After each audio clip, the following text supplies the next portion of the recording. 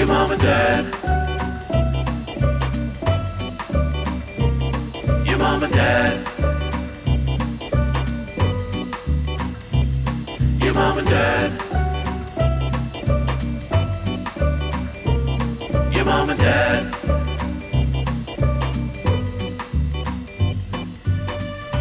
Hey, yeah, Well, baby. welcome home, family. It's Your mom and dad. Your mom and dad. Hello.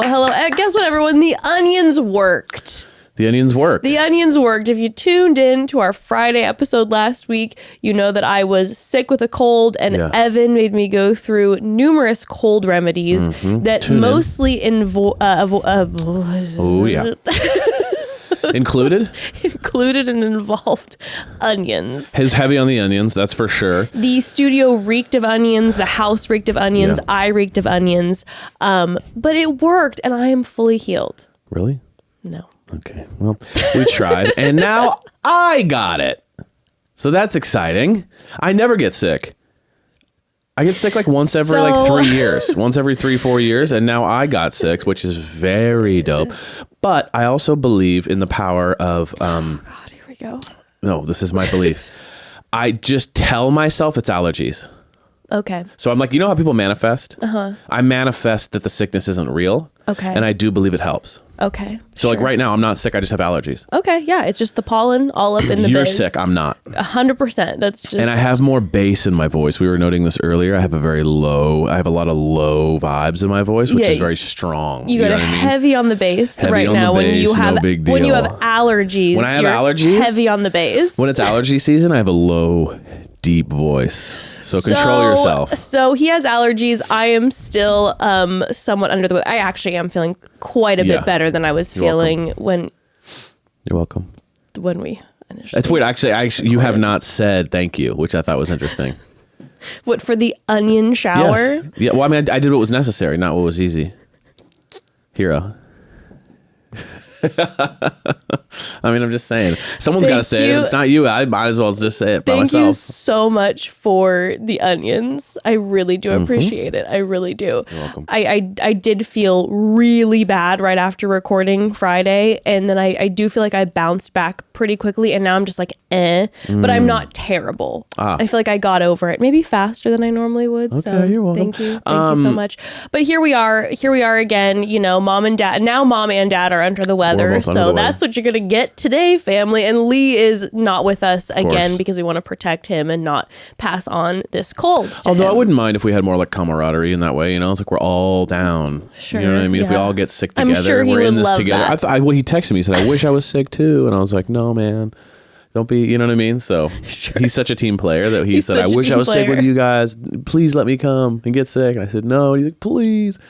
But yeah, if you haven't watched that last episode, tune in. Watch that last episode if you want home remedies. We did some amazing remedies in studio. We also did Reddit stories, Reddit which stories. were really fun. So tune into that one. was a fun I had a episode. grand time, minus the not feeling good. By the way, I just want to let the family know and let you know, since you put me through the onion ringer, Yeah. I'm not going to do it on camera, and I'm not going to make the family rewatch this, but I want you to know that I will be performing onion remedies on you. I will be creating like a human stew. Like, just picture. You put me in a pot? Yeah, I'm gonna get I'm gonna fill up our bath with like broth and chop up a million onions and Beef and just beef and steaming hot veggies, whatever is necessary, ginger, all of that, and I'm gonna put you in that stew and I'm gonna cook your ass. Cook my ass. I'm gonna cook your ass. I'm gonna use a giant ladle and we're gonna broth you. you're gonna broil drink you. it? I'm gonna drink it in solidarity. Oh, God. We're gonna onion human stew you. So that's what's gonna be happening after we record this God, episode. it sounds kind of hot. Yeah, It's kind of like it's like a food play. but like porridge play, stew play. stew play. God, what's wrong with us? For all of your fantasies and wildest imaginations, just think about how sexy stew play is. Ooh, Your stew play. partner, your significant other. Whoops, is that a carrot or is that just are you just happy my to see God. me?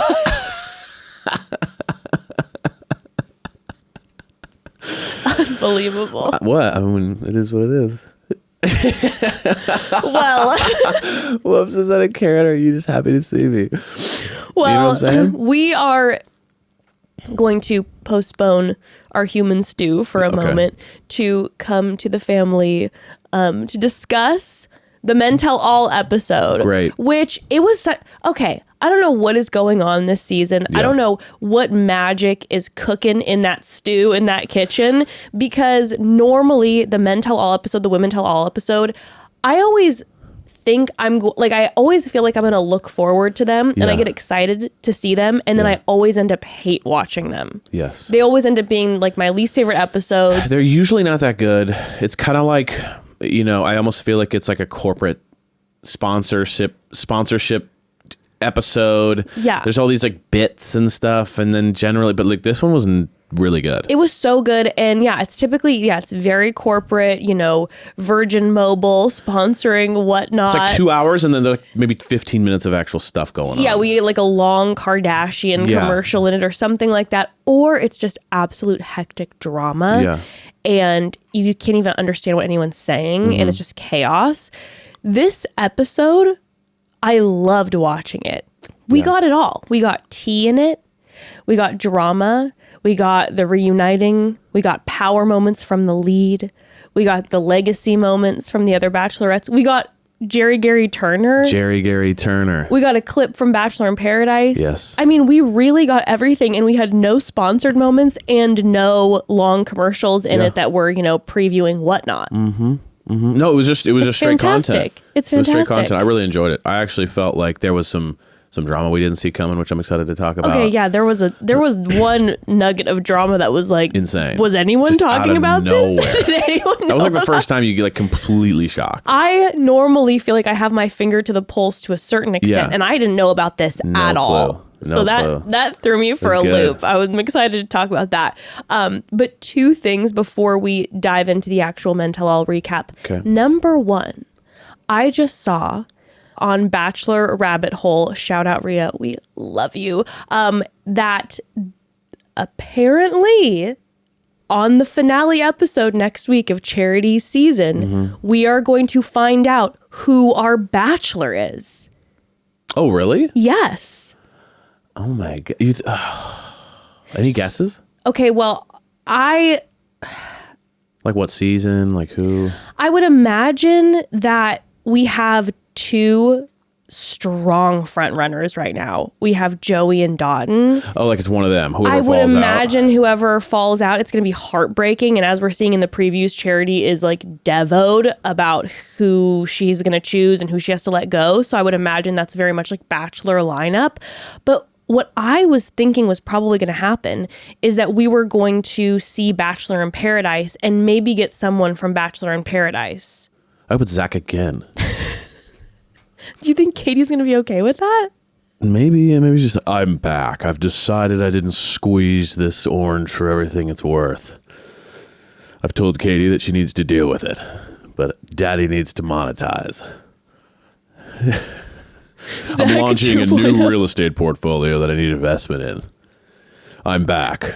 He's back. He's like, you see him Zach workshopping. is back Zach is back. the tagline. You know what? Not bad. I don't hate it. Not bad. Okay, sorry, continue on. I would hate it, but I don't hate it. Yeah, it'd be insane. Round 2. Fornication week.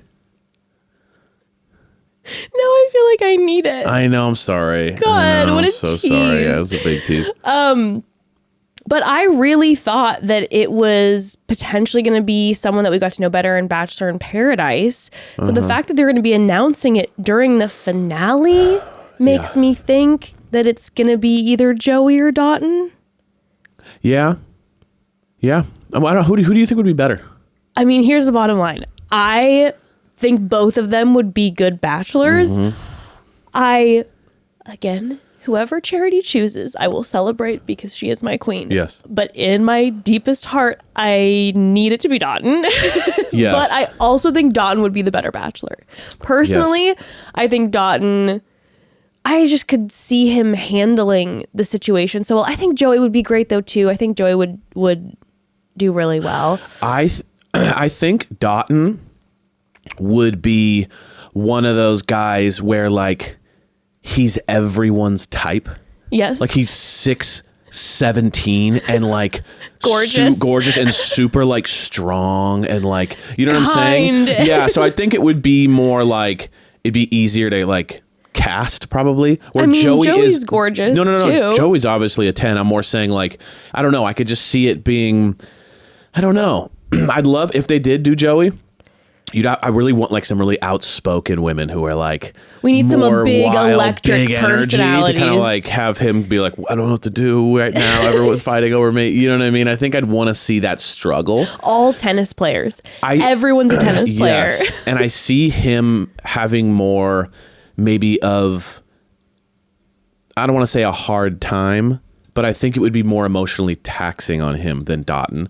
And I think that would make for good TV. I think Dotun would be good, but I do think he'd handle it too well. Okay. No, you know what? You know what I'm saying? Like, we need a little fragility in there. And, Yeah. And I could tell that Joey's a sensitive guy. Yeah. And so I need some like hectic vibes happening. I need him to feel, you know, the pressure pain of the struggle of it. I mean, well, let's be real, right? Like the drama of it comes from like, I don't know how to handle this. Sure. I'm freaking out. Dotun just feels like he would just kind of handle it too you're well. right. And he'd I just make feel a like decision and be like, fantastic. And then he'd get married and we'd all be like, okay, but Dotun would cruise through it. And I do think Dotun you would know right away who Dotun's choice would be. Exactly. And I agree with you with Joey. I see that. Now that you're saying that, I see that. I think that if we've got some big personalities too, that it might be chaos and stress, and that he might be like, I don't know what to do in this situation. Everyone's fighting over me. Now, the other individual who I would love to see, whose name I've heard float around for a while, who we thought was going to be the Bachelor, and then it ended up not being, was Rodney. Oh, interesting. Everyone, you know everyone loves Rodney. The beach, if you can recall, wept like they have never wept before over Rodney. The people love him. I like that too because he's very passionate. Yes. You know what I mean? Yeah. And he's very emotive too when it comes to like how he feels about people. I think we'd get some good episodes out of him. And I have to say this. I did meet Rodney. Was it? I don't remember what weekend it was. Maybe it was Stagecoach. Maybe it was Coachella. Something. But I met Rodney briefly. And let me tell you, Rodney does Ray not. of sunshine. He does not disappoint. That man is exactly what you see on screen. Biggest smile, warmest, most welcoming, kind person ever. I do not think he knew who I was and did not, it wasn't like, oh, hey, I've seen. I don't think he had any recognition. And it was just like, oh my God, so nice to meet you. Life is amazing. And you're like, this guy is everything. I think he would just hit the ground running. I think he'd have the same problem that Charity has, which is like not a problem, but I would imagine he's someone that a lot of people think he's really into them when he's not. Okay. Because he's such a nice guy and he you know what I mean? He's not someone who is obvious to read when it comes to if he's having a good time or not, because he's always having a good time. Right, like everyone has chemistry with both of them. That's more what I'm trying to say. That was a long version of me trying to say everyone will feel like they're really strong when like he has no interest. So I think Charity kind of had that vibe too. I felt like a lot of the guys were like, oh my gosh, my connection with her is so strong. And she's like, yeah, I like you, but but she's just so, you know what I mean? Likable and like charming that everyone thinks like, oh, we have this special thing. Yeah. So I could see that, but anyway. So those are my guesses. Okay. I'm assuming it's Joey, Dotun, or maybe Rodney, but who knows? That'd be cool. Who knows? Yeah. Maybe Zach 2.0. Zach is back. Zach Attack is back in the building. Zach Attack is back. Zach Attack is back, baby. So stay tuned for that next week. Yeah. Now I'm like double excited. Yeah, I'm really excited to know who they're going to choose.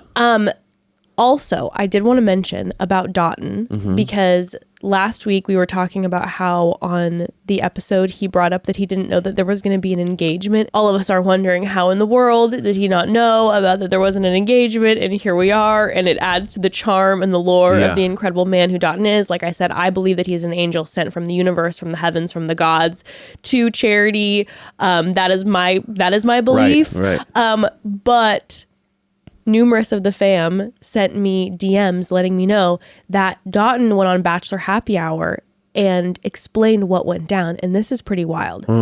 So apparently, last minute, like 2 weeks before the show started, it was a friend or someone that he knew had to drop out and was asked, do you have an idea of anyone else who could fill this spot? And suggested Dotun. And Dotun was like, okay, sure, I'll try it. And was fast-tracked in 2 weeks, went direct on the show and didn't really know what he was getting into at all. I love that he just said yes and he never even watched an episode probably. He's just like, sure, that sounds fun. I actually have 2 weeks of I have some vacation coming up. Let's just do it. Just didn't Google or anything. Was just like, you know what? He's like, I thought you said Survivor. He's like, oh, okay. Interesting. It's like, you know what? Life is beautiful and life is about taking chances. And I don't want to give myself any preconceived notions. So I'm just going to dive into this thing and see how it goes. So he was just super last minute throw in. So here's the bottom line. When it comes to reality TV shows, the casting process takes a long time normally. I have attempted to get on reality TV before. It is lengthy. In fact, there was a show that I actually got the thumbs up for at one point. I don't think I've ever shared this, but I did end up getting pretty much all the way through. Like, we were good for Squid Game, the challenge that is coming out. I did not go on the show, and I'm glad now after hearing stories of the filming and what happened there. But I was right there, and then there was some final last minute doctor's checks and everything. And I know we haven't gotten into this with the family. We will maybe at some point, but I have some health stuff and been working through that. And so couldn't do that. Glad I didn't, because protecting my health and all of that. But I was there. Okay. And it takes a long time. The interview process, it's like months. Many interviews. Of going back and forth, sending in info, photos. Then you got to do the doctor's visits, the evaluations, all of that. Like, it takes a long time. Yes, it does. In that interim, that's kind of when you're doing your research. If you haven't watched the show before, you're starting to watch the episodes. You're like, I might be on this show. So to think about the fact that in 2 weeks, he did that flip, that makes way more sense to me, where you're like, oh, okay, I can see myself being like, the amount of work that you have to put in for 2 weeks to get yourself on the show. That man was just probably 24/7 interviewed, 24/7 sending in photos, doing photo shoots, getting everything prepped. But I am obsessed with the fact that that's how he got on, because if they end up together, please God, if they end up together, that is called destiny. That is destiny. There was someone else who was set up, had to back out last minute, called Dotun. Dotun last minute was like, sure. It's a romance story. That is chills moment of the episode. That is super chills. Fate and destiny. What if he just got to the end and then he's like, then they get engaged and he's like, cool, that was fun. And she goes, what do you mean? He's like, oh, I thought it was a fake show. I thought we were acting. And she's like, what? And he's like, yeah, it was really nice meeting you. And he just thought it was like literally like a show, like not like a reality show, but like scripted. We thought it was scripted. He thought it was just all like ad lib. It's improv. It was improv. And he's improv, like, oh, it was great meeting you. And she, what? He's like, oh, I was in Groundlings, Second City before this, working on my improv. And he's like, I just stand up every night. Okay. They're like, what? Great.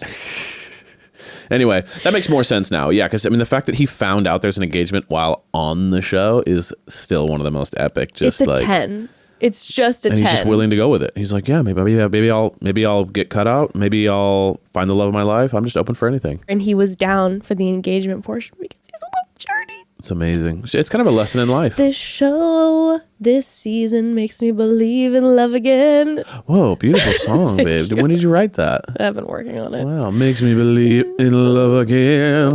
It really does. Okay. Well, should we get into this damn Let's get episode? into the men tell all.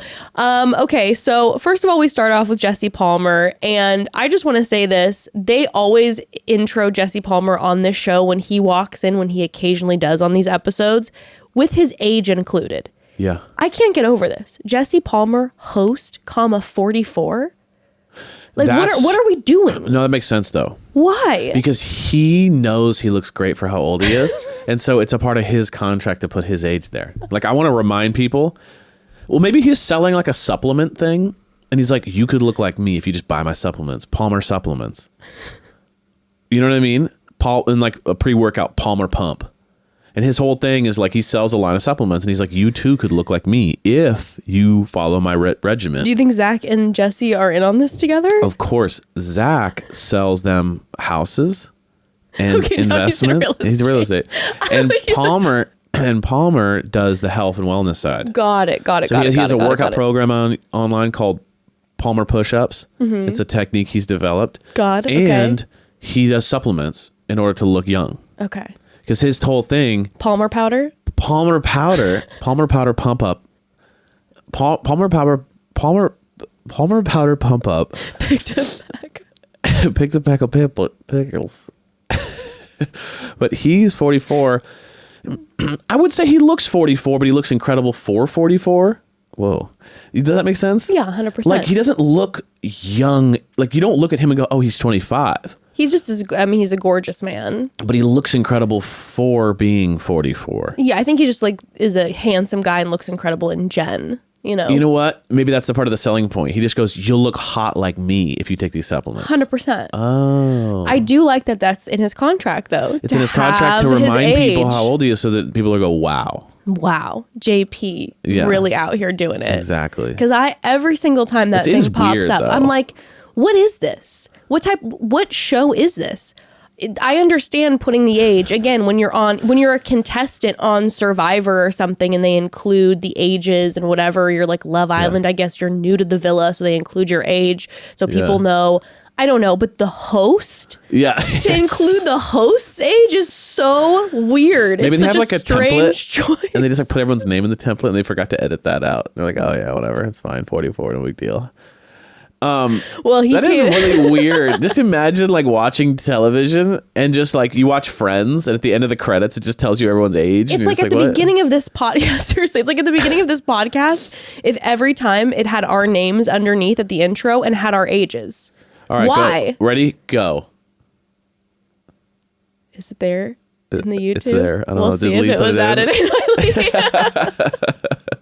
I'm 34 27. and Evan's 27. 35. Evan Ambrose 27. But that just made me giggle. But he came out swinging this episode. JP, he's been busy. He's been Bigfoot hunting. He has not been around much this season. But these are his episodes to shine. We got the Men Tell All, and we have the finale next week. Yes. And I have to tell you, I felt like I feel like he crushes these episodes. Yeah. He came in. He literally let us know that he was thirsty for the tea. And at one point, he let us know that his cup runneth over. He was gobbling up that very tea. innuendo-y too. It's like, and I'll tell you what, Daddy loves tea and Daddy drinky. And you're like, okay, it's a little like my cup runneth over for Daddy. You know, it was a little that way. But he was thirsty for the tea. Even he's like, I am thirsty for that little tea. He was thirsty for the tea. He was ready for it. And something to think about is at this point, and we see it again later in the episode, Bachelor in Paradise has already been filmed. So he has a different relationship with some of these gentlemen because he's hosted in Bachelor in Paradise and has gotten to know some of the guys who are going to be on this season better. So I bet he's sitting there being like, I know some more behind the scenes tea, yum, yum, because I've been on the beach with them. And I know that some of them are now friends or now hate each other. And let's see how they interact live on stage. If they're going to lean into still not liking each other, even though they're friends, if there's going to be tension now because they don't like each other. Give me that tea, slurp, slurp, yum, yum, Palmer, Daddy, push up, pump up is thirsty. Wow. Okay, I love that. Yeah, that makes sense. That he kind of knows some of these guys more, likes them more, hates them more, whatever. And so his interaction is a little different than how it was when we were watching the show. And he's like, feels like that. Like he felt very winky this episode. Like he knows so many secrets that we don't know. Yeah, he definitely seemed like closer to Brayden. I feel like JP and Brayden became best buds. I get that vibe. I think, and I also think that the show is definitely going to have it definitely seemed like this episode, like the show is going to have a big arc with Brayden, Yes. going from, quote unquote villain of this season. I think he's going to be a sweetheart for sure in Paradise because they gave him a lot of airtime. JP was giving him a lot of love in the moment when Brayden gave JP the clip-on earrings. Yes, there's lots of feature time. Which, by the way, was a 10 moment. When JP put on the clip-on earrings and the camera work zoomed up on him, it was gorgeous. It was. It was everything I needed. I want that as my phone background. Yeah, him with earrings. I was obsessed with the fact that JP kept them on. I wish he would have kept them on the entire episode. They looked amazing on him. And they were dangly too, so like every time he'd move his head, they'd kind of like whoosh whoosh. I felt like it added such a great zhuzh to the episode, and I thought they looked fab on him. Earring bros, yeah. Yeah. You know what? They're definitely going to become earring bros. I'm surprised that JP, because again, clearly has formed a friendship with Brayden in Paradise. I'm surprised that he hasn't started wearing earrings on his own. Because just one little one. It'd be hilarious if, like, in the middle of Paradise, you just see him cruise up and you don't really notice, but you just see a little shine because he got a little diamond in the ear, and he's just kind of like, no big deal. Like, I'm just kind of. He's like, oh, Brayden, did you notice? He's like, Brayden, I didn't know you had earrings. He's one of those guys. You know what I mean? Like, oh shit, I didn't even notice you had earrings. Those are cool, man. Yeah, I got mine. No big deal. Kind of a one earring guy right now, just kind of hanging out with it, but it's no big deal. Oh, your ears are cool. Yeah, I've never seen it before. Where'd you get them pierced? Oh, very Is that cool. new? Did you just get them done? Do you have like the whole last season. Oh, really? I never even. To be honest, I never even noticed. What's your regiment to keep them clean? Keep them fresh? He's like, what? You just put them in. And He's like, I don't know. They've been pierced for a while. I don't have to clean them. He's like, no. I mean, mine isn't infected at all. And you just see it as pussing and bloody because he can't figure out how to keep it clean. And he's like, yeah, I've had this one in for like years now. And it's like red. His ear is completely swollen shut. And it's pussing and like scabbing. And he's had multiple sutures and stitches put in it to keep it. And doctors keep saying, take the earring out. It's so badly infected. And he's in his hotel room like, and he's like pushing it in just so he can show Brayden act like he's be best friends with Brayden. And he's just like screaming, and you hear him screaming, and he's like putting it in, and he's like, yeah, what's up, dude? I always got this. And then everyone on the beach is like, holy shit, bro, it's pussing everywhere. He's like, no. He like lays with them. He like sits down on the couch, and like it gets all over the couch because it's just draining. And everyone's like, God. So and he's like, what? Honestly, I've had this for years. It's crazy. A little bothering me. I think it's just because of the humidity. It's like that's like what's the show we've done? Tobias in Arrested Development with the hair plugs. And it's killing him, but it's like he has to choose between like him dying to keep the hair in or his life. Like that's what becomes with Jesse, is that he has to choose between like literally fading away or keeping the earring in, and it's like and impressing Brayden and trying to be a part of the crew. And he chooses earring. Yeah, he just like drives down to San Diego all the time and then like texts him like, that's crazy, I'm just down here in San Diego. But what he really is just in his car outside of Brayden's house, like texting him, being like, dude, it was crazy, I'm just down here with like 20 friends, we're having such a good time. And he's just like, we're a club, we're called like the Earring Bros. Yeah, dude, we get together to like show off our earrings. He's just in a hotel room and he's just like waiting for him to respond, and then like walk outside and act like he's like, hey Brayden, bro, have you know like a car show? Like, yeah, my bros and I, we have like the earring show. Like we come down to San Diego and we like show off our earrings. Like, you know, dude, I've had this earring for forever. And he's like, you have earrings, right? Yeah, you have earrings, right? Like, what? Like, you know, I remember like, you saying you had earrings. Is that true? And he's like, dude, you have commented on the show about my earrings. You know that I became like a legend on this show because of the style, of the earrings. Because of the earrings and the fashions. Crazy. I could see that, but I kind of forgot. Anyway, he's on one of those. He goes down to San Diego, and he's, you know, those beer like, or those drinking like carts that everyone like things on. Oh, you mean like everyone? They're like bar hoppers. They're like little bicycles with a bunch of people on them, and you drink and you pedal. Yes. And he's on there by himself, just like pedaling. And the guy's like, he rented out the whole thing just for himself. He's like, oh, I'm gonna pick up my bros in a little bit. And then Brayden can't come, so he ends up just doing the whole beer thing by himself, the whole town, just him and the guy who's pedaling it. Well, that went deep. So point is, it definitely seemed like JP and Brayden have formed some sort of friendship bond, even at the very end of the episode. Right away, Brayden, Jesse. Aaron just wants to be there. Like, Aaron's clearly like outside being like, are you guys hanging out? Like, yeah, well, Aaron S. and Brayden have become very close buddies. They're the new Aaron and James. Oh my God, and they're both San Diego. Yes. Oh my God. Aaron and James, Brayden and Aaron are the new Aaron and James. Now, question for you. Aaron Clancy, besties with Aaron B. Do you think Aaron Clancy hates Brayden and Aaron S? Because No. no. It's two Batmans and two Robins. So it's just like the pointing, like the Spider-Man pointing? No, it's two it's two Batmans, two Robins. So the Batmen, Aaron and Brayden, can like talk about Oh, you think they're going to what get it's close? like to be, and then the two Robins can talk about what it's like to be to support Batman. Okay, now question for you. Because it really is like that. It's true. The question for you, though. Aaron Clancy, Yeah. what about his relationship with Aaron B? Do you think Aaron B and Brayden are now friends? So now Aaron Clancy, do you think that Aaron B and Brayden end up resolving, like, truly their beef? Wait, no, I'm talking about Aaron S. You're not following along. Yeah, there's too many with Aarons. the storyline. Okay, Aaron Clancy, obviously King of Paradise. We know Aaron Clancy. And Aaron Clancy, Burrito Bro with James. But of course, okay? Batman and Robin. Aaron S. Part is one. now Brayden's new bestie. Aaron S., a.k.a. Yes. Adam Levine on AKA Hollywood pissed Boulevard. off firefighter. Yeah, 100%. Now, Aaron B., a.k.a. comes back to Fiji. Yes. Okay, Aaron B. Okay. and Aaron Clancy Yes. are best buddies. Got it. Okay. But Brayden and Aaron B. have their beef. Now, on Instagram, it looks like maybe they've teased that they're okay now. I don't know, Now, as though. Aaron Clancy and Brayden, do we know if they're friends? That's what I'm saying. This is my question for you. Do you think that Aaron Clancy can be like what you're saying. Batman with Brayden? Yes, 100%. 100%. Even though he's besties with Aaron B? After the show, they all just San Diego it up. That's true. You know what I mean? Once They you all have a couple just become brewskis San at like a Diego. cowboy bar in San Diego, you just figure it all out and you make good.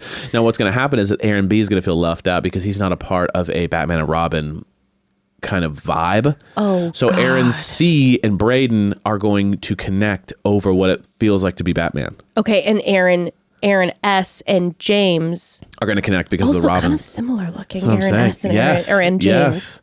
Yes. The very jaw-ish. Yes. Wow. Yes. Interesting. Yes.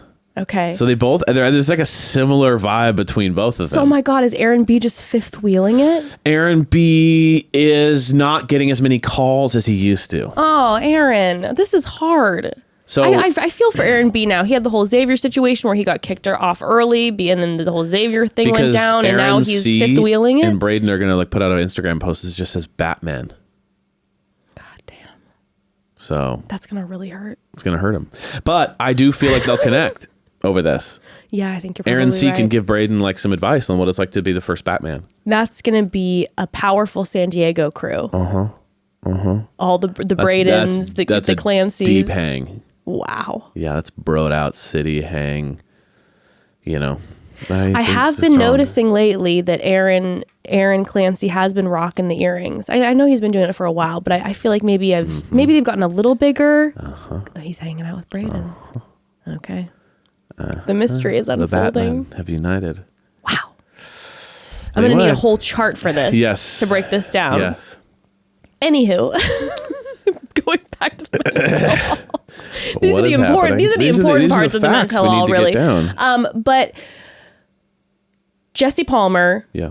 he was loving it. He was living for the tea. Quick moment. There is an audience member that is holding a DLP poster, Yes. aka a Dark Lord Palmer poster, aka the lingo of our friends, family, Game of Roses. Yes. They infiltrated. That is big news. The camera definitely didn't know what that sign meant.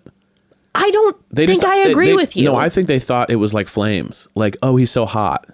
Not knowing he's like a demon from the underworld, according to their language. No, listen. Pace Case calls him the empathetic king. She adores him. I know, but DL Dark Lord. I mean, there's no question that like they had no clue that sign was saying. They had to know what it meant because there's no way that this show is going to put up something with random Probably thought it was DLP. like Daddy like Palmer or something. No, they like had that. to know. I You believe think? there's someone you think in that maybe there. the camera person like is a fan Listen, of them. change is coming, okay?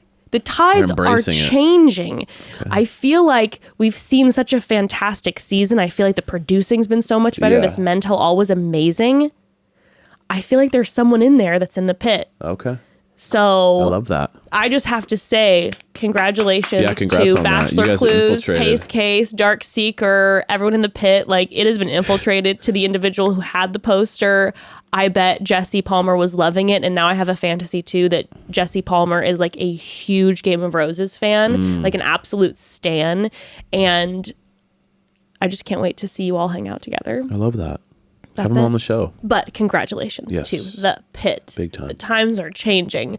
Okay, so this Men Tell All starts, and I do have to say, the fashion was fashioning this episode was with very these men. fashioning. We had James, he had some sort of ascot situation going Yeah. on. Caleb had the white pinstripe, like, cowboy suit. I liked it because it looked like a suit from like Party City. It 100%. It was like a pink tie with a cowboy hat and like a pinstripe suit from like a movie. Like it was so over the top. It was like, he's a wrestler. It's like very wrestler-esque. Like it was very over the top. Very over the and the top. suit itself wasn't like fitted like a European style. It was like kind of big. You know, like it had like big suit. Yeah. Like a John Cena, you know, had like a big old suit. Like That's what he does. I loved it. That's what he does. Michael too, even like his green. I feel like he had like yacht medallions on his jacket, and Aaron, captain of a yacht vibe. Aaron S is full linen. Like we had a full linen situation Yes. going on, and then Brayden, but of course had black sparkle, Black Swarovski crystals or something. head to toe. And like I told you before in the last episode, I can't lie to you, I was loved it. loving Brayden's look. Love it. I really was. So the men, I appreciate this. I feel like normally we just get our standard suits. suit situation. The men brought it this episode. So bravo, gentlemen. So basically, let's be real here. The mass majority of the Men Tell All was about Brayden. Mm-hmm. At least the first half of it when it came to any of the interaction with It was the like men. Brayden and Sean. That was kind of It was two Brayden main and Sean. thing. That was the big one. And we had, at least 30 minutes dedicated to watching repeats of Brayden, having the men go back and forth about Brayden. Yes. And, I have to say this. I think that it felt to me very much like Brayden had filmed Paradise. There was kind of a different energy going on. Okay. I'm wondering who else is on Paradise because I could feel like a shift on the stage a little bit with that there's other relationship dynamic going on. I just couldn't quite place it. Okay. Do you know what I'm saying? Yeah. I felt like on screen during the season, charity season, the guys were so annoyed with Brayden. Yeah. And it definitely felt like there was a shift that they seemed more annoyed with Sean Yes. and didn't seem quite as annoyed with Sean during charity season. So I'm wondering Yes. if Sean is on the beach. And I now, really hope so. I hope so too, because Sean is just a piece of work. Sean man. has to me to me the difference is Brayden was doing things that were bothering people. Yeah. But he's kind of a generally semi likable guy. Yes. Like people are like he's fun. Yeah. And outside of this competitive space, we'd probably all be friends. Yeah. Kind of vibe. He's competitive. He's competitive and he's charming and he's fun. Where Sean hits me as like once Brayden left, he kind of took over the role of like I can be myself now, and this is no offense, it's just far less likable. So I think that the stuff he was doing, like his general vibe was far more annoying to the guys than like Brayden, where Brayden is like we'd all be friends outside of this. It just got a little competitive. Where Sean's a little bit like we kind of are just bothered by his existence. That's the end. That's the vibe I get. That's kind of what I'm getting to, and I feel like it has to do with the beach. I Oh, feel like it has to interesting. do Like with you the think it got beach. worse? Yes, that's what I was feeling very heavily this episode. Like there were undertones of relationships that have moved forward and they've gotten to know each other better. And now, again, like I said, where Brayden used to be the one who bothered everyone the most is now subtly has moved to Sean, because I could even feel like when the men were coming at Brayden about confronting Brayden about what happened on the season, you could tell there was an energy of like, this is past. Yes. Like, I'm going to let you know how I felt, but it didn't get that heated. Whereas when the Sean moments would happen, the men who seemed irritated seemed more irritated with Sean. That's how I agree. felt. I But we're agree. trying to maybe subdue it a little bit because they're like, we can't break certain storylines that might be going on in Paradise. Well, I forgot who said it, but it was like, Brayden was bothering people. Brayden did far more damage to their ability to connect with Charity 1,000%. than Sean even came close to. But no one said to Brayden, I've never wanted to punch you in the face more than that moment, right? Who's that?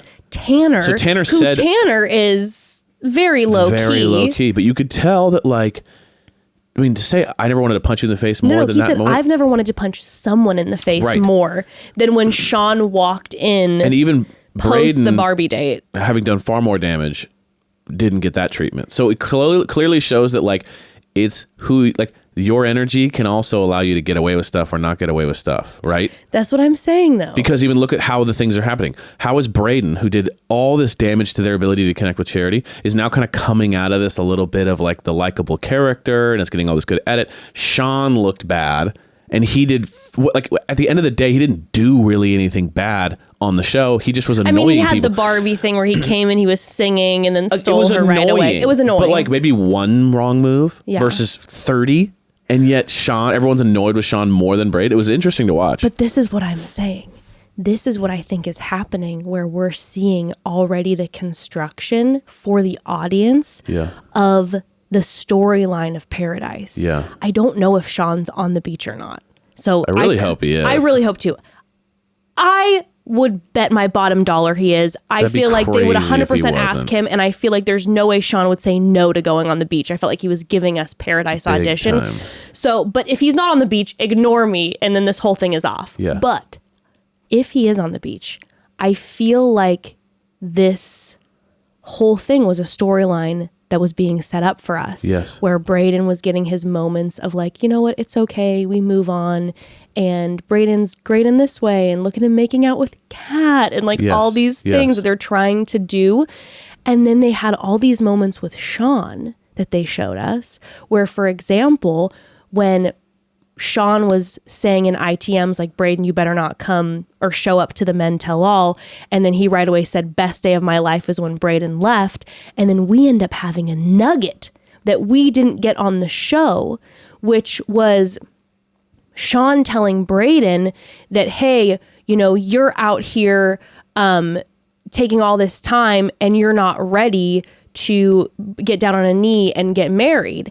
And then Brayden looks at him and he goes, excuse me, you're the one saying that you don't know if you're ready to bring her to your family. Yeah. Now, then Sean said, no, what I was saying is, I don't know if I'm going to be ready at the end of this thing, or I don't know if I'll be... It was a comparison between Sean was saying, I don't know if I'll be ready for this thing, versus he was saying that Brayden was saying, I don't know if Charity's good enough. I or understand right. that. Yeah. But what I'm saying is it felt like we got this nugget, unless I misunderstood it, that we had Sean, who was on screen during Charity season, being like, I can't wait to take her home. Yeah. She's the one for me. And then all of a sudden Brayden being like, you said you didn't know about taking her home to your family. You said you didn't know if you were ready. And we didn't see that as the audience. So they allowed that moment to be aired, that it seems like Sean might have been spewing some things for the camera. Maybe a little bit going for the clout versus behind the scenes being like, I don't actually know if I'm ready, Yeah. versus Brayden just Braydening and just says fucking whatever comes out of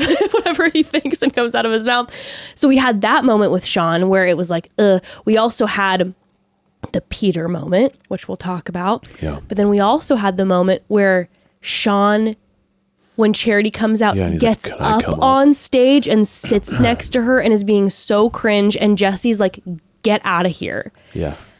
There were moments that I felt like the show was constructing actually we love Brayden and actually Sean's annoying. Yes. That's what I felt like they were allowing to happen on this. That they were setting the stage for Paradise a little bit. Okay. I love That's that. what I think. I mean, absolutely. If they're not on Paradise together, that'd be brutal because they need the showdown. 1,000%. Yeah. Now there was also moments where Adrian was talking with Brayden, and Adrian I felt like was really, I really like Adrian a lot. Yeah. Seems like a really nice guy. He seems like a great guy. I felt like on the show, the edit maybe made him seem a little bit like everyone's having too much fun Right. and da-da-da. He seemed like a low-key, Yeah, he nice did. dude. And he was just kind of like, hey, when I was talking about Brayden, I was just like, seems like you're on the wrong show, because we all know that the lead's probably going to be making out with everybody and it will be in front of us. And I felt like he was preaching truth. Yeah, I was agree. like, this probably isn't the right show. And Brayden was still pretty hung up on, but like 5 minutes right in front of your face. Yeah, that was really weird. It was very like, see, my thing, okay, can I just do a quick breakdown of how I feel about Brayden and Sean? Yes. Because I feel like it helps me understand what's going on. Brayden, to me, what I'm starting to kind of realize is that he kind of followed, which I feel like is like a real way to go about it, in that like he made it clear that I'm not here for the guys. So I'm not super concerned about messing up your time. Right. I'm here for me.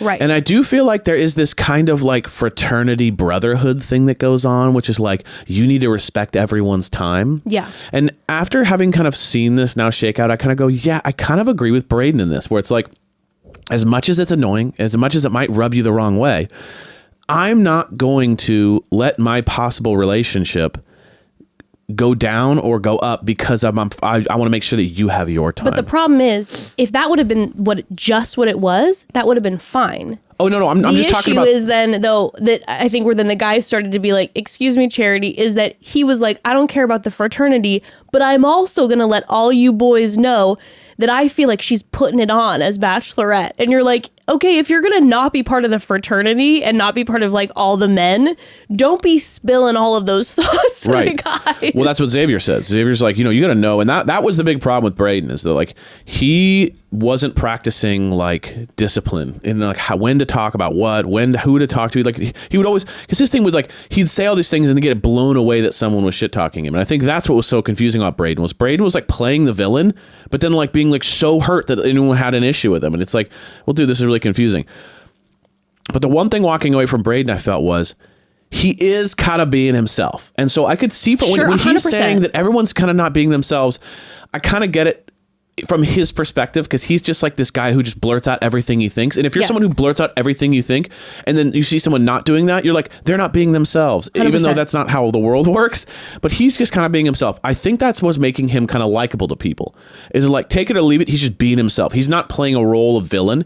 It's like his actions became villainous, but then there was likability to him. There's kind of this thing. So when you watch him, you can decide what you feel about him. So my thing is like, some people like him, some people don't like him, but he does seem pretty genuine in his like approach, that like he's just kind of floundering and doing it. Right. So that's kind of how I feel about Brayden. It's like, you can make a choice about him. I think why Sean has a very unlikable energy on the show, I think he's going to be the ultimate villain. I think it's because he doesn't know who he is. Interesting. He's always doing these moves that feel like random.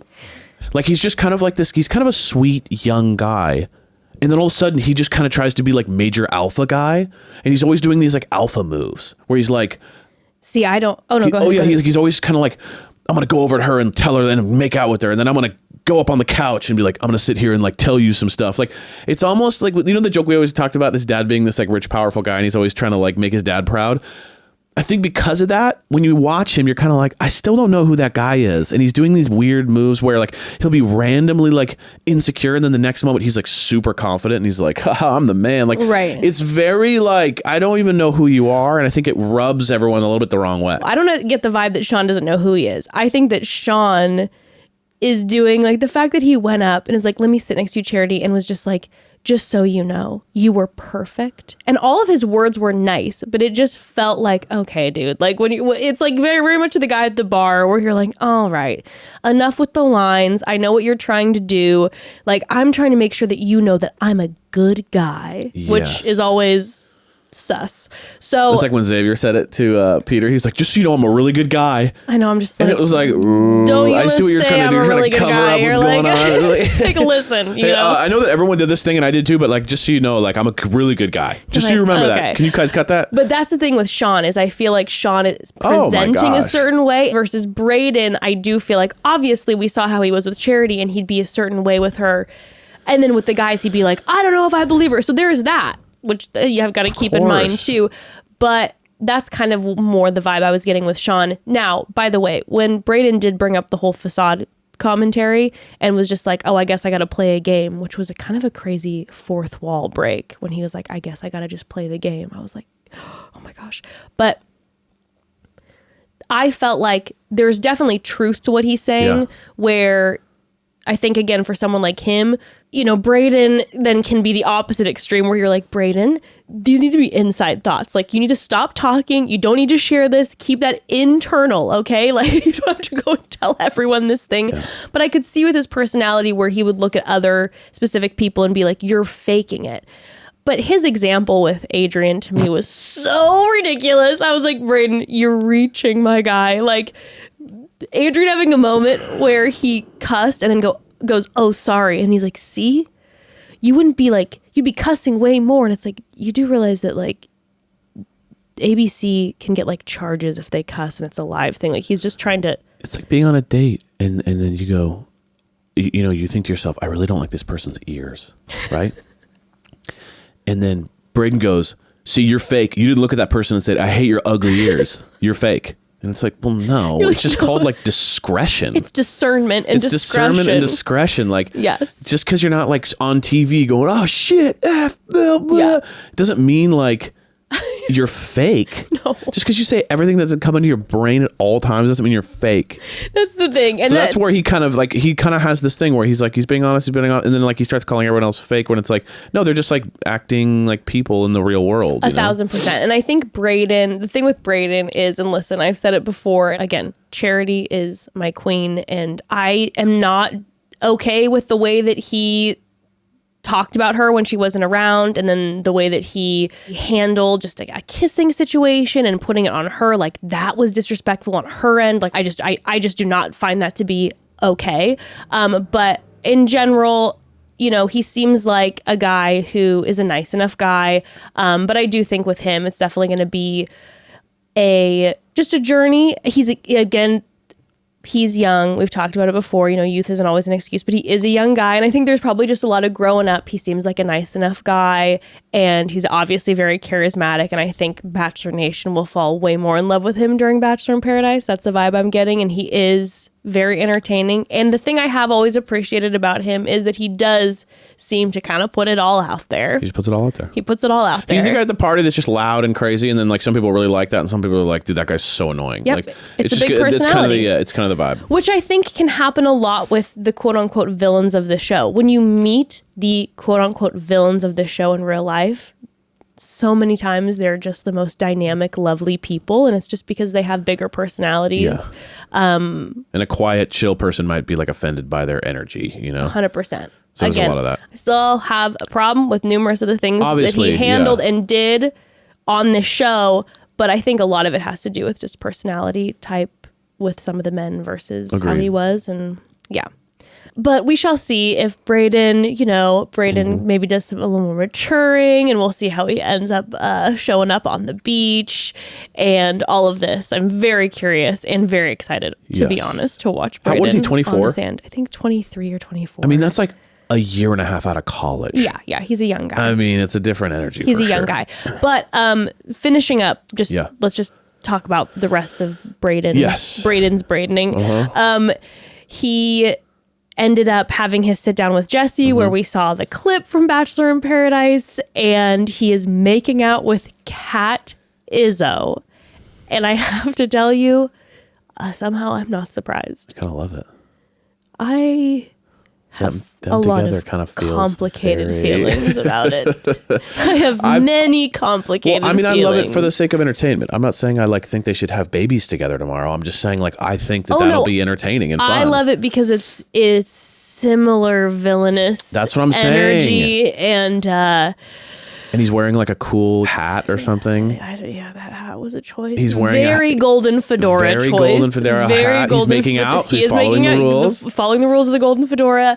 So that's going to be wild. But also the way that he was reacting to the scene makes me feel like there's going to be drama. Yeah, he's he like was kind of smiling cringing and covering his cringing, eyes. But I felt like he was being like playful. I thought he was Maybe. loving it. Oh no, I think he loved it. He's but loving like the it was, spotlight. I didn't see him looking at it with love. It wasn't like, oh, you saw. I didn't see the Like glimmer he's a of little eye. nervous, maybe. Yeah, I didn't see that glimmer in the eye of like, oh, that's my girl. No. I didn't get that. I think he was kind of like cringing / loving, like, oh, I was crazy and it's gonna be fun. Well, the people were screaming for him. They were losing it and obsessed. He kind of won a lot of people over, I feel like. I think so too.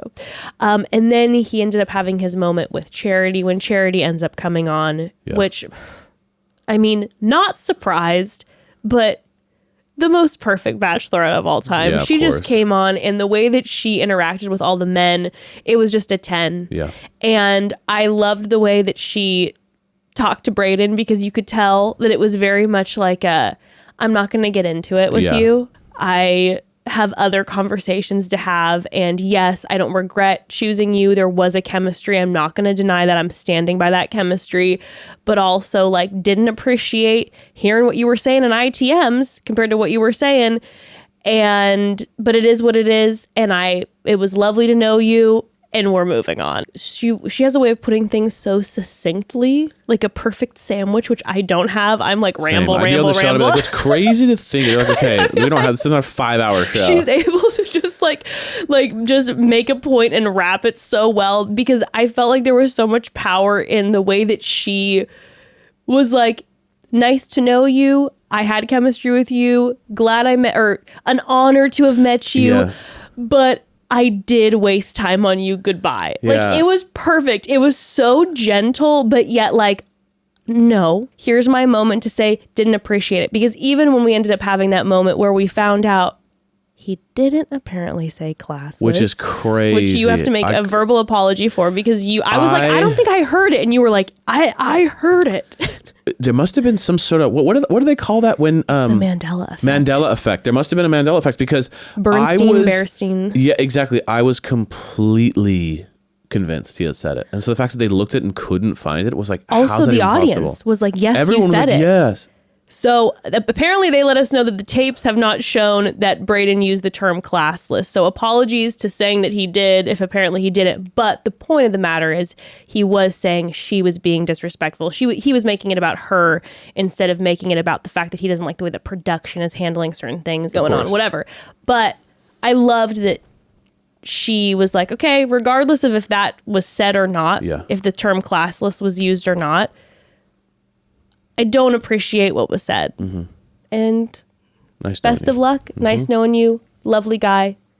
It was handled perfectly. Go on your way and be well. Agreed. So I felt like it was gracious and sweet between the two of them. They kind of were like shake hands, but also she was like, I'm not saying that I didn't notice, and you know, whatever. So I loved it.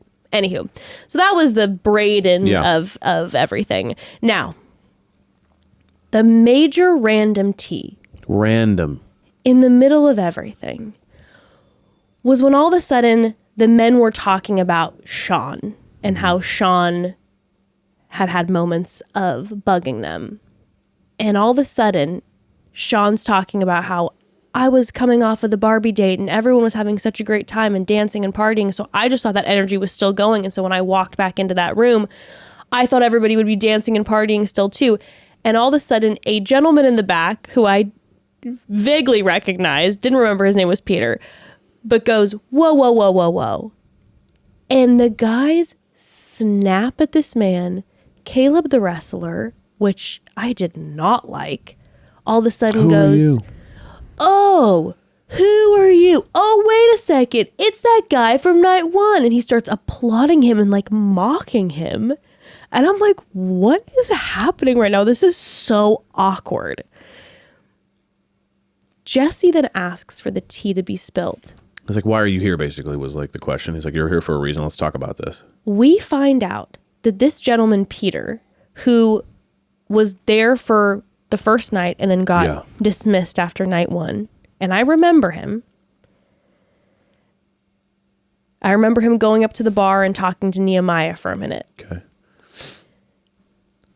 This man ended up finding out after a Zoom call with all the cast members once the show was done filming. Brayden ended up spilling the beans and letting him know that a lot of the men were in their cast photos for night 1 putting the initials FP at the bottom of their caption to stand for fuck Peter. Yeah. What? Okay. I mean, Yeah. this is the most schoolyard bullshit I've ever heard in my life. Like, a group of grown adults are going to be like, you know what would be so funny is if we had this inside joke that we put FP at the end of all of our captions to stand for fuck Peter because we hate that guy. Mm-hmm.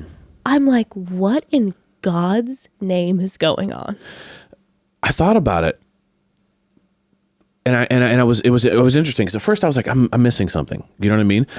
And I think we are missing something because what I'm getting from this guy, this random guy, is that he went on, obviously the accusation is that he went on just for clout right away and followers and monetization, da-da-da-da. But what's confusing to me is that Caleb's saying like, you told us to fuck off. Everybody said, Xavier was the only one that said that's not what happened. But Caleb is saying this guy came out of nowhere and told everyone to fuck off. No, he said he like wouldn't acknowledge anybody. Right, but he said those words. And then John's biggest complaint was that he sat next to him and said, so who's here for the wrong reasons? So, and then Aaron was like, you're a bitch. He's saying all this stuff. Aaron's like, out of nowhere, you're shaking. a bitch. Aaron's shaking. He's so mad. He you could see his lips almost quivering. He's so mad at this guy that he went on and he was like trying to get money and he was talking about brand deals and shit like that.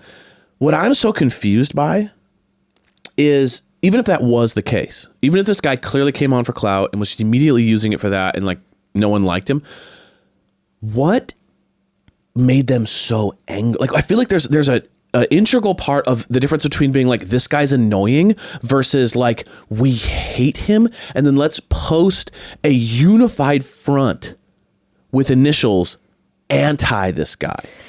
There must be some footage that they're burying.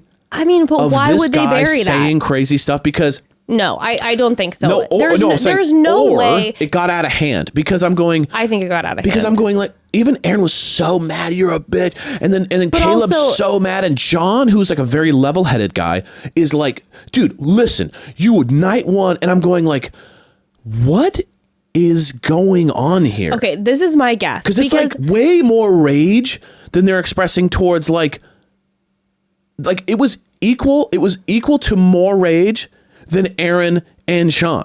It was more rage than both of those guys. You mean Brayden and Sean? Sorry, Brayden and Sean. Yeah. It was more rage than anything else on the show was about this guy. Right, and he was there for 20 minutes. Now, I will say there was a moment where JP was like, when he was talking to Brayden, he's like, I've never seen guys more angry chasing a car over what happened. And then Brayden was like, by the way, there was no driver when that was hilarious. Aaron B was telling him to step on it. Can you imagine? Take that out for a second. Aaron B's yelling at no one to go step on the gas. It's funny. That is weird. It's kind of performative too. It is. It's a little bit like where you're like, okay, behind the scenes, behind the cameras.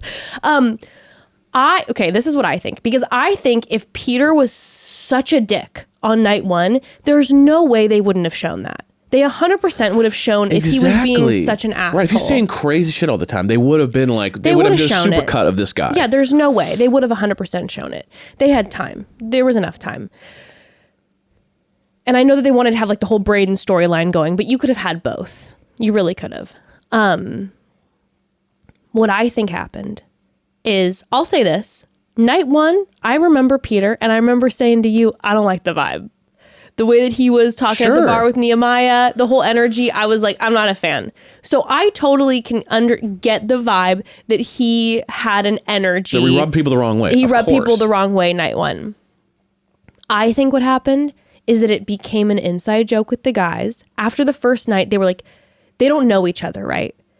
So they start bonding over the hatred of an individual. understandable. And they're like, that one guy, yeah, thank God Peter's gone. And one guy goes, yeah, fuck Peter. And then they're like, oh, fuck Peter, bro. And then they're like, we should do a post and, And then throw they it just in there. keep talking about it throughout the past, all the weeks on, when they're traveling, they'd be like, well, at least, fuck Peter isn't here. And they're like, fuck Peter, blah. And they were like probably writing it on random things. On their notebook. FP. And then one time someone writes FP or does the sign. And then it became a whole shtick. It got out of control over time. That had probably actually then nothing to do with that guy. Yeah. And then it became a whole kind of just mean shtick. But then I think the rage came from the fact that Peter then found out and was hurt, understandably so. Like, you guys don't even know me. Like a why? unified Like, front why on do you social guys media hate against me me. so much that then I don't know if this happened or not. So people let me know. But I wasn't following him. I bet this ended up coming out somehow and I just didn't see it. That maybe on social media he was posting. And because he made some comment where he was like, everyone from my church was seeing it. My family was seeing it. So I think all of a sudden some of these guys who have had, nice guy edits on the show are then pissed because they're like, you're making us look bad. 100%. And I think that's where the rage came from. That's my guess. I could be so wrong, but I do feel like if this guy was just the worst night one, now maybe he's sucked behind the scenes since. But when even Aaron S. was bringing up, like, on the Zoom call, you were the first to ask about getting money out of this. I'm kind of like, yeah, well, he left. I mean, he's probably like, whatever. So many people are there to get brand deals and clout and whatever. And then he's like, you made a joke about, thanks guys, I'm just going to make a shirt with FP. And they were all mad about that. I'm like, that seems like a way that someone can try to just like brush off their shoulder something that's really mean. Mm-hmm. And I think the Aaron S's of the world were like, and the Caleb's of the world were like, you're making me look bad. Like we're mean guys. Crazy. And so confusing to me. I was like, what am I missing here? Listen, this is my bottom line. I wasn't seeing a lot of conversation about this online. It was Me so neither. It shocking blew to my me. mind. I'm like, where is the Because I don't get it. I was mad watching this. I was disappointed. Well, because even if you didn't like him, let's say he's a bad guy. Let's say he's had a bunch of bad shit, like all that. It's bully mentality to go. That's FP. what I'm saying. Like, once you're an FP, you're in the bully group. You bullied the kid. Like, that's a bully move. That's what I'm saying. And so I was very disappointed because I was like, I totally get someone being the worst and being like, I can't stand that guy.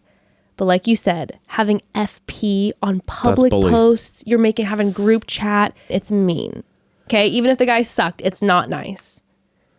And unless you're going to come out and say these crazy things that he's like, he did this, this, this, and this, then we can have another conversation. Well, but like whatever your guys' take on was, it was like you didn't like him. Especially if there's no hard evidence of anything.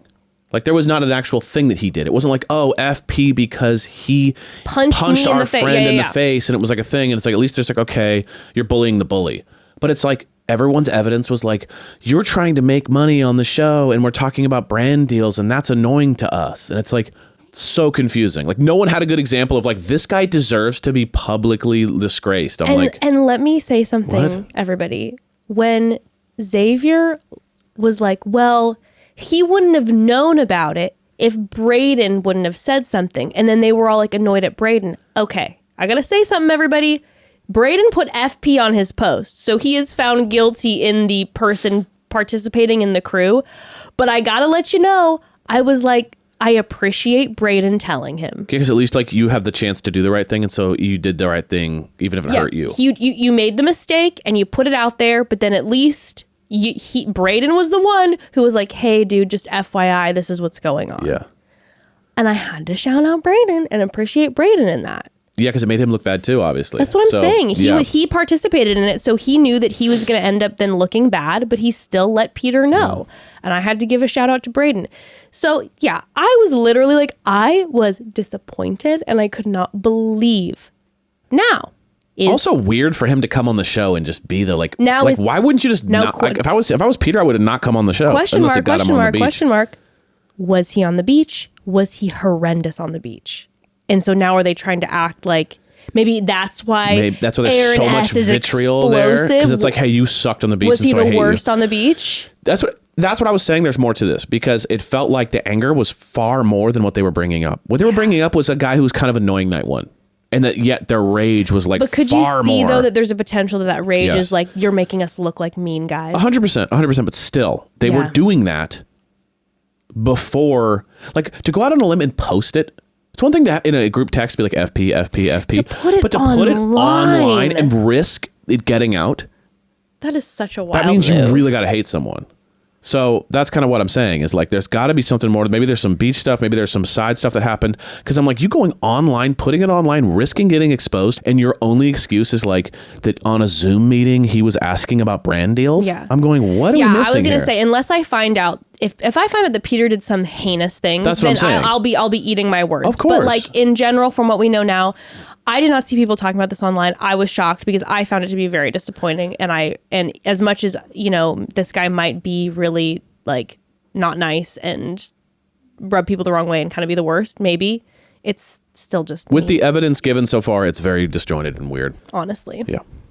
Anywho, another moment that really stood out to me was when all of a sudden we found out that Captain Tom from the Bayou was indeed in the audience.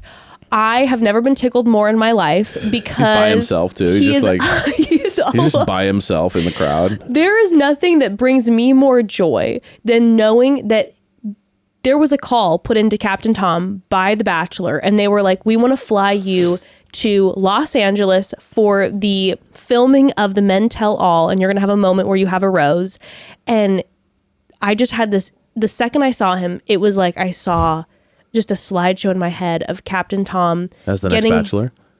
Sure. I mean, maybe that's why he's out here. Down. He's like, he's just driving his ship, he's doing tours 24/7, and that's like a part of the thing. He's like, I'm not going to quit my job because why would I do that? Why would I quit my job? He's like, I'm not going to quit my job, but you can keep filming me. I'll go on dates while I'm working. Is Chastity available? What do you call her, Chastity? And they're like, well, that's not her Charity's like, name. okay, well. Oh, okay, Charity now. Chastity. He went back to Chastity, I think, too. He did it again.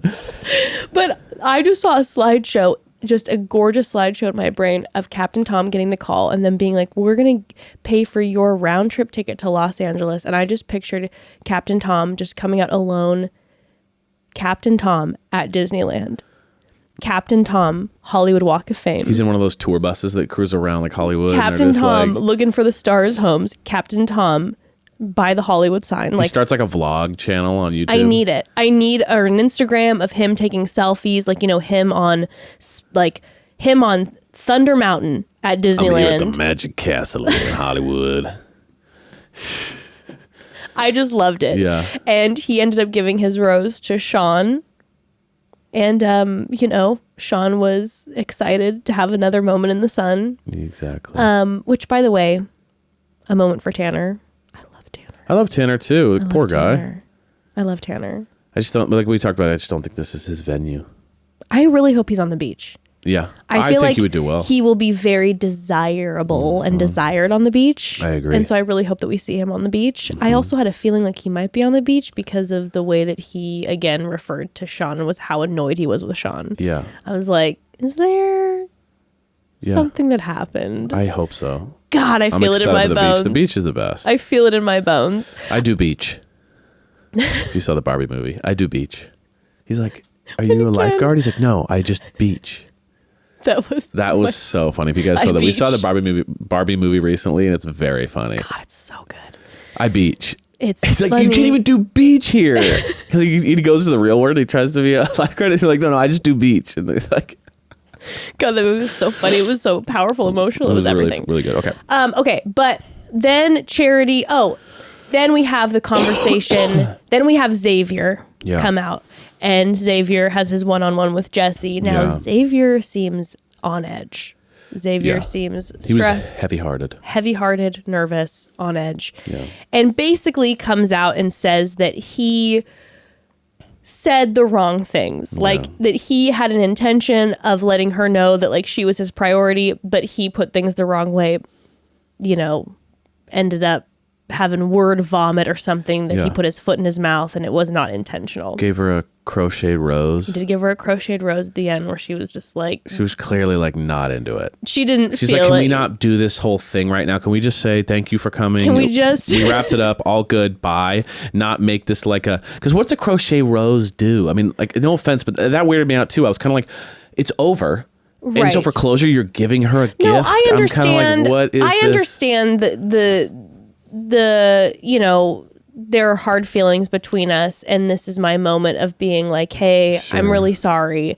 But then from her perspective, if I was Charity, I'd feel a little bit like, don't try to like win the public back right now. That's what it felt like. Because that's what it felt like when he was doing the thing before too, when he was talking about Peter, and he's like, by the way, I'm so sorry we did that. And I'm a really good guy. And then he came on, he kind of was in this thing. I felt even worse about it watching it again. You mean when we saw the when playback? we saw the playback, I was like, God, that's even worse than I remember. Yeah, it was pretty rough. Like him literally telling her the night before they're going to meet families, or no, was it after families? After it was families. the night of the families.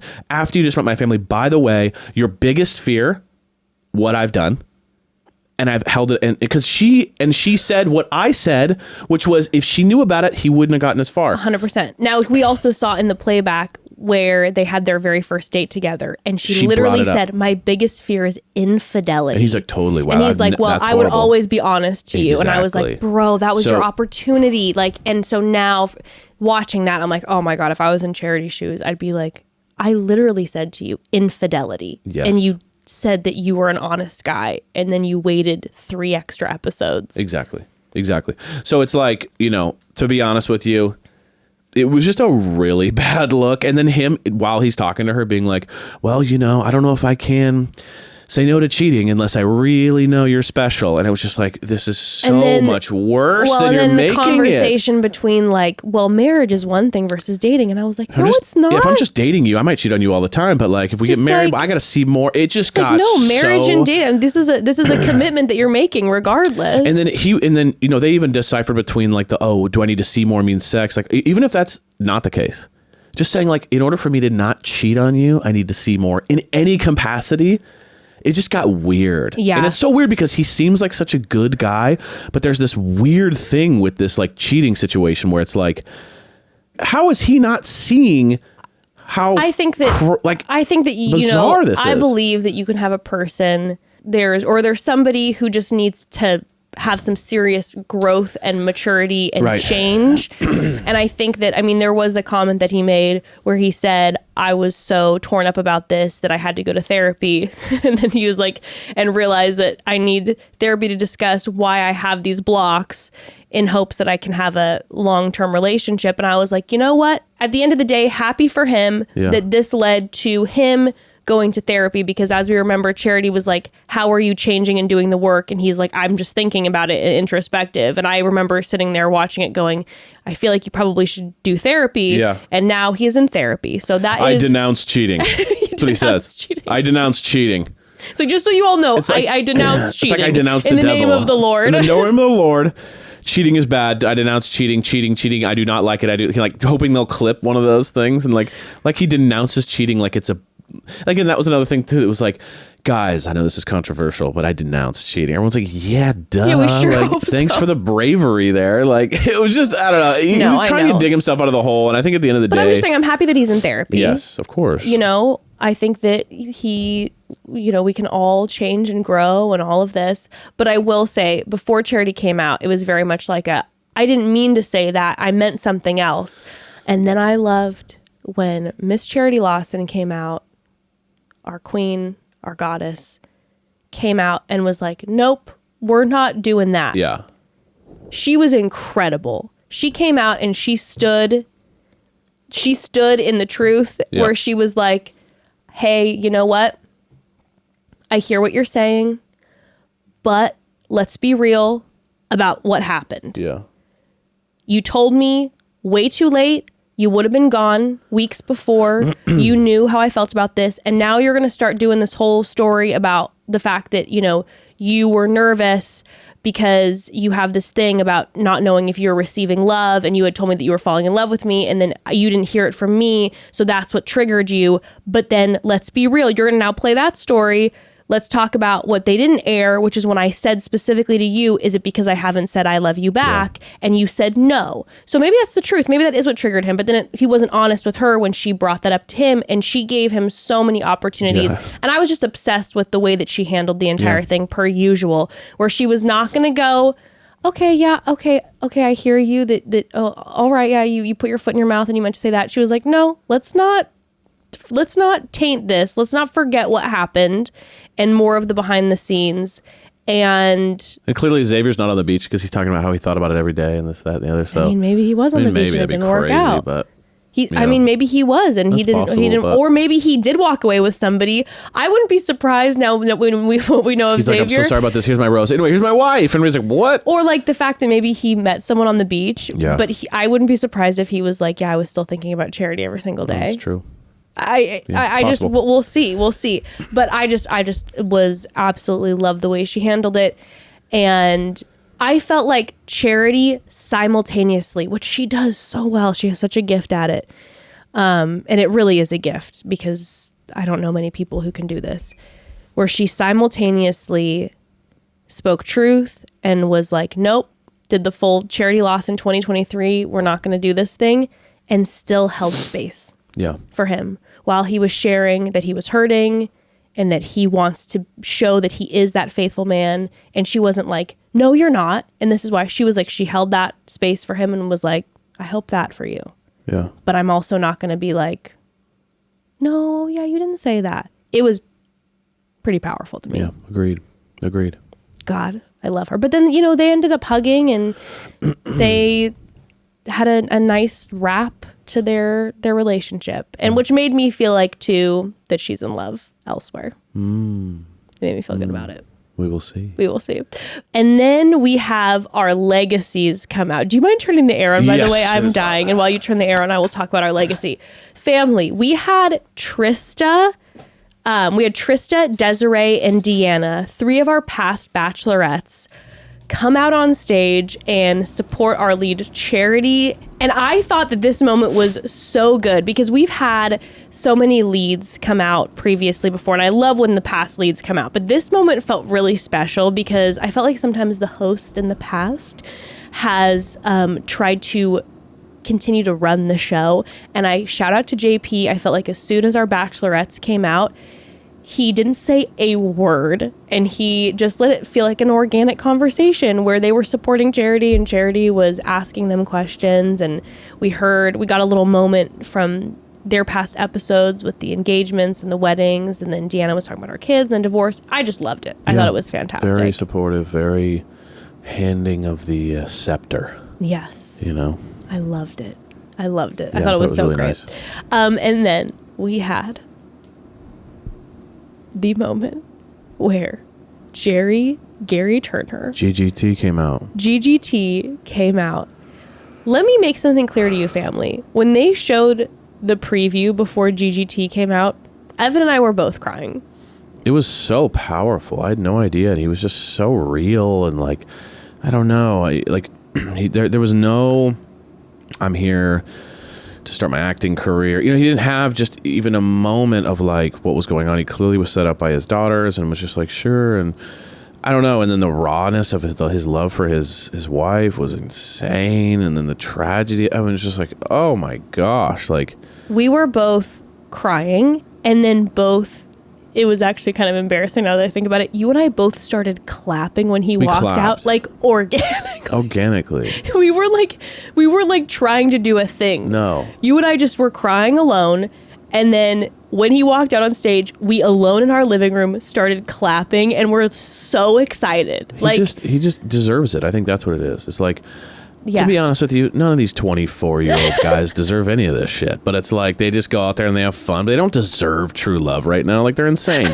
But like, this guy deserves somebody. You know what I mean? Like, he's earned it. He must be protected at all costs. He is a wonderful lovely person Yeah. who we also in that preview, the preview was so wonderful because we got to see this raw side where Yeah. he shared his story, but we also then saw that he's really funny. Yeah. He was talking about Helen Mirren. He's like, I sure hope that Helen Mirren decides that she really wants to be on the Golden Bachelor. Yeah. And then when he was practicing handing out the roses and he was like, Gertrude, Yeah. Eunice. He's playing into the old older guy vibe. Yeah. He is so lovely. And there was that photo of him when him and his wife Tony were young, and you see him with these like Coke bottle glasses. And I don't know, his energy is just playful Yeah. and kind, and like you said, it feels so genuine that I was cheering in a way that I have not cheered in a long time. One issue though I see. Oh no. Not with him. He lives in the middle of nowhere by a lake. Yeah. It's a lot. If that's his Yeah. dream house and he wants to stay there, Yeah. whoever he meets is going to have to be cool with moving to the middle of nowhere. That's very like they true. even said like it was like I don't know how they found me. I'm in the middle of nowhere. That means he's really in the middle of nowhere. That's very true. And a lot So of the he women might who meet some like auditioned, amazing woman who's like, but I want to live like in the city and have fun with my friends and like meet all my kids. And they're like, no, you're moving out to the wilderness. And I he's hope the- they hooked him up and they ended up choosing women who auditioned who like live near him in Right. some way, like that it's Because not. if you're like 65 and got grandkids, you're not like wanting to like move away to That's the really woods and you want to true. see your kids and the grandkids. So that's the only real issue I'm seeing here. It was like if he lived in like Chicago, it'd be like, okay. But like middle of nowhere, I don't know. That's true. I had all of a sudden this crazy like thought when I was watching him and just like crying and loving it that I'm like, we haven't seen any of the women who are going to be on this season yet. And I had this thought of what if all of a sudden we're all like, oh, the Golden Bachelor, and then fucking ABC ends up using all these like 35-year-old women. Oh, yeah, exactly. They're like all midlife crisis incoming, and they're all 33, and you're like, And we're all sure we're like, yes, Gary Turner, he's 71, he's looking for true love, and all of a sudden everyone out of the limo is 35, and he was like, well, that's what I said I was looking for. oh, that would be amazing. He's like, I said the oldest I'll go is 33. And all of us are back and we've been crying and cheering. We're like, yes, Gary Turner, and then it's Oh just my all gosh. women my age. And then the picture's just him like in a jacuzzi with a bunch of 30-year-olds being like, finally get to live my paradise. You know what I mean? Like, oh my gosh. He's on the beach. He's like, ladies. And they're like, ew. That would be insane. He just becomes this big player. But he's like, he just seems like the loveliest guy. And there were so many moments where, you know, when Jesse Palmer was like, give me your wisdom, you know, all these Yeah. things, which we're going to be getting a lot of, I'm sure, from JP through Gary Turner's season. So he's like, what's your piece of advice? Which I love, by the way, when JP's like, hey guys, do you have any advice for GGT? I'm like, what? They're like, yeah, dude, if you want to deal, if you, like, they'd be like, yeah, dude, the quickest cure for a hangover is just to have another beer. And he's like, thank you. Fellows, I so appreciate you all so much. You all, I just want to be, I mean, what a gracious man. One of my most favorite things. He's got like that, he's got like a radio voice. He does have a radio One voice. of my most favorite things about coming on this show. He's so sweet. I'm But no, excited. he was so gracious. I mean, because if I was GGT, I would have been like, no, I'm fine. I do not Yeah. need any advice from these fucking 22-year-olds. Thank you, frat men. I'm good. Which I did I would appreciate never let then. any of you date my daughters. Which I appreciate then Brayden being like, you know, you've already found the love of your Yeah. life, so like you're good, you know. And then Aaron When- goes, yeah, say what he said. He just jumped in louder and said the exact same thing. He's like, you already done it, man. You're the best. You got it, man. Whatever Brayden said is what I said. But when GGT then was like, you know, my biggest suggestion or my biggest piece of advice is look at your partner every day and tell them that you love them, because what I would give to be able to say that one more time, like, Oh my it was gosh. so beautiful. Evan and I literally looked over at each other and we're like, I love you. He inspired And it was us. a good moment. And I'm like, I'm really looking forward to that during this season. Yeah. And then when he talked about, you know, they're making it a shtick now. They're like, he's old, so fantasy suites, huh? It's like not like older people don't enjoy intimacy, okay? Let's not with that. Don't break your legs when you're trying to have sex, I'm like, old man. I'm like, you guys, why are you making this such a shtick? It's like older people have sex. But I love then that Gerry was like, for sure we're going to have fantasy suites, but like it might look different, and it's going to take a while for us to get there, and if they're comfortable. And I'm like, okay, consensual king. But then just to wrap it too, I just love that at the very end where Jesse was like, do you think that you can find great love twice?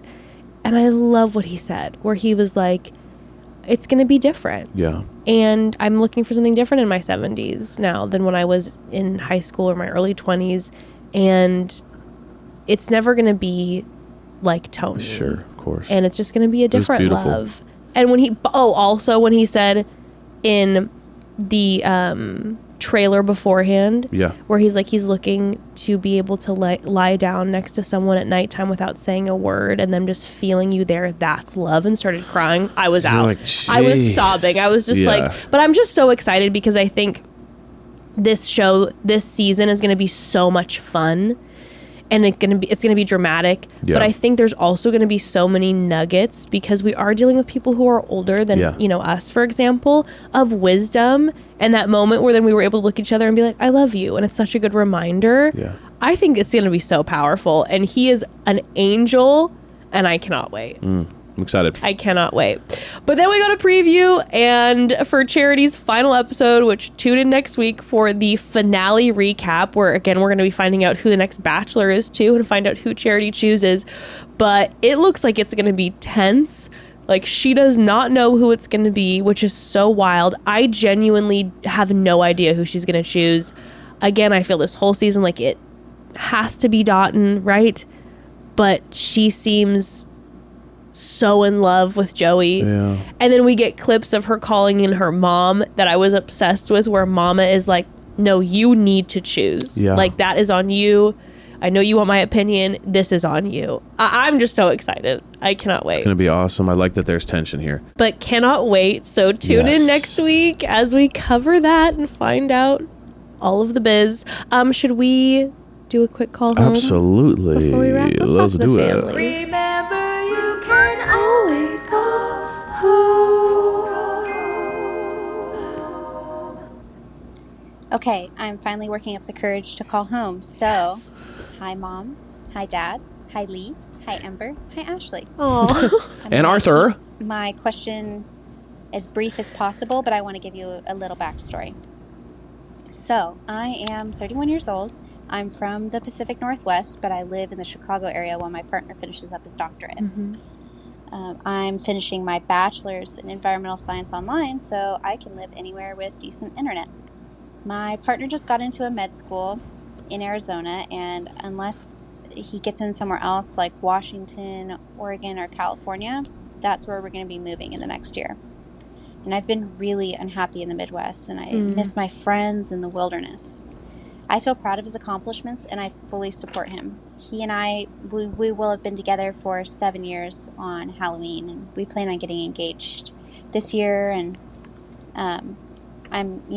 he's the person I've chose, and he's chosen me, and we love each other. That being said, I feel like I've lost my identity for the past 2 years that we've lived out here. I've struggled and failed to make new friends or to even find like-minded people, and this has even caused some tension in my relationship too. It's hard when one person in the relationship is depressed. So there's so much I want to accomplish in my life, including things I feel like I should accomplish before having children, which we've talked about trying to do in the next year or two. So in the fall, I'm taking a train trip alone for 48 hours from Chicago to Portland as a solo adventure, but other than looking forward to that trip, I feel stagnant. And I do that every year on my birthday. I'll do like a backpacking trip or some big adventure. I love that. Which is something great to look forward to, but like when it comes to just my day-to-day life, I feel disappointed. I feel like I'm wasting my life. I know a big part of the issue is that I'm lacking confidence. So here's my question. Do you have advice for someone my age, in my position, that feels like they've lost their zest for life and their confidence? Love you guys, and thank you for listening to me. Oh, love you. Mojo. What? Getting your mojo back? Getting your mojo back. First of all, thank you so much for sending in this question, because I feel like this is something that so many people, like, you're not alone. I think so many people feel this way. And I think it's also something that, like, doesn't necessarily change with age. Evan and I have been talking about it recently again, where I'm like, I'm ready to maybe relocate where we live or shift something, like, when you start to feel that way. So I really appreciate you sending in this question. Okay. Initial thoughts. I know you said you absolutely adore your partner, that you all have been together for a long time, and that you're planning on continuing to be together for forever. But I think that it is extremely important to start having this conversation with your partner. You feel unhappy where you're currently at, and you feel lonely. And I think a lot of that is probably why you are feeling the lack of zest for life, as you put it right now. I think that can be due to location if you don't feel settled. And I think that that's an important conversation that you need to have with your partner, because even if there are moments where you're talking with your partner where your partner might be like, hey, we'll relocate sometime soon, I think the conversation needs to be very clear of, like, when is that going to happen? Is that for sure going to happen? Because I think that that is something in a relationship, and we've experienced that firsthand, where when you're in a location that doesn't feel right for you, there can be bitterness that is built up when you feel like you are simply just there for your partner. I think, again, in relationship, sacrifice and all of that is a great thing. But if you're feeling like, I can't get out of this rut in this location, I think that it's really important that you are happy as well, like where you're at. So I think that communicating is going to be something that's really important, because I 100% feel like, you know, there's a place where you can find balance, and you can find a space where you feel comfortable with what your partner says and how they feel moving forward, but then they know how you're feeling. So I don't know, when you're talking about having these like 48-hour excursions alone, I think that's so fabulous. I think that's so cool. It's such a great idea. And I think that's also, like, it takes a lot of bravery and courage to, like, be out there alone and put yourself out there. And I just think that that's amazing.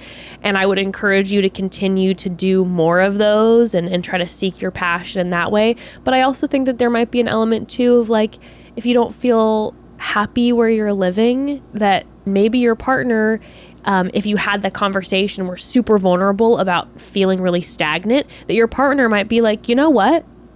Same. Let's talk about a year plan. I know I have my job situation and, like, all of this, but let's talk about a year plan to, like, get out and go somewhere else.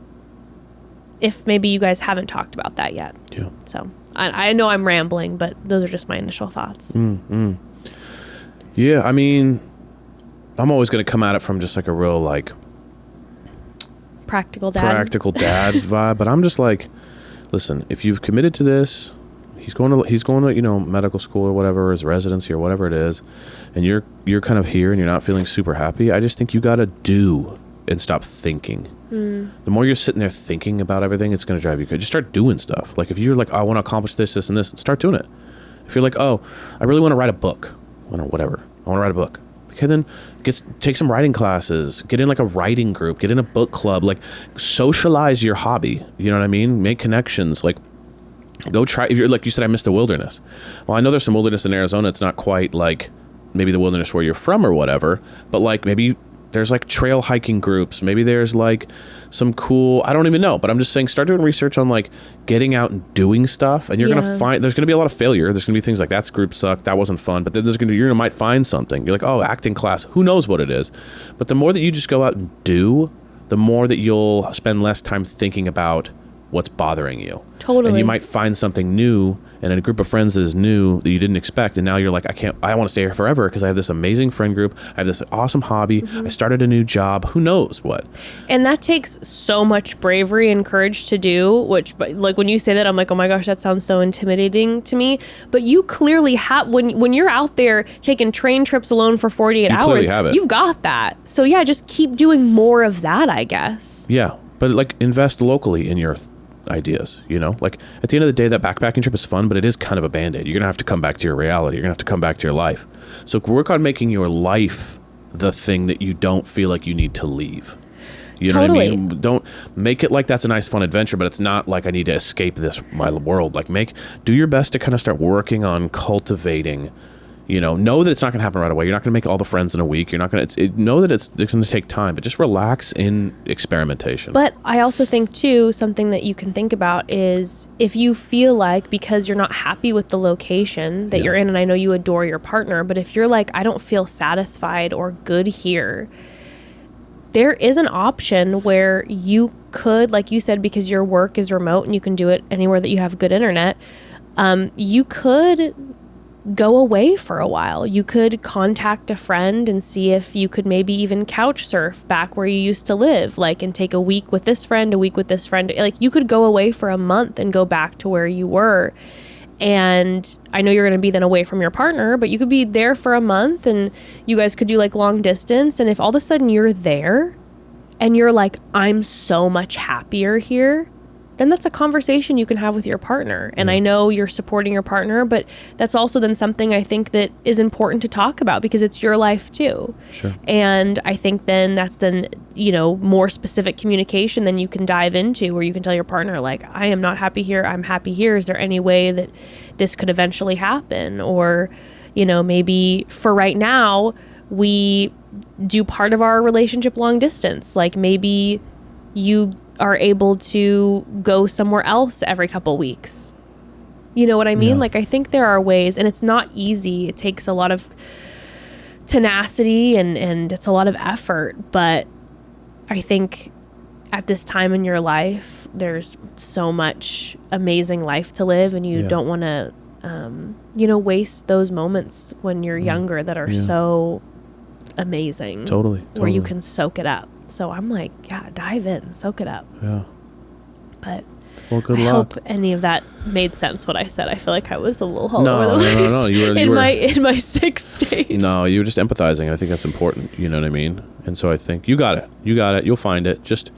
But just don't don't write it off right away. Give it a real go. See what you find. Yeah. We love you guys. Sending you love. Thank you for being with us in our illness. Help us. As we are, we're almost out. We're going to be good. Out. Yeah. Tomorrow will be great. We'll be great. And we will see you guys next week. Have an amazing week. We love you. We'll see you all next week. Kisses and hugs. Bye.